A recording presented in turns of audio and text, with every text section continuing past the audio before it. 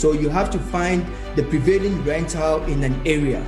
And once you find the rental in that area, normally what I do, I pose like a prospective tenant. And if I find out that landlords are willing to give concessions like helping you to carry your load or your goods to the property, or giving you 1 month free rental, you know that the rental market is soft. That means that there's a whole lot of vacancies in that area.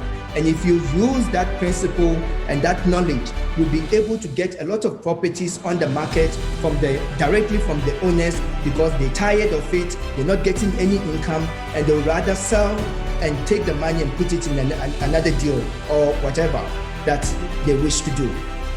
So using the prevailing rental is also very key.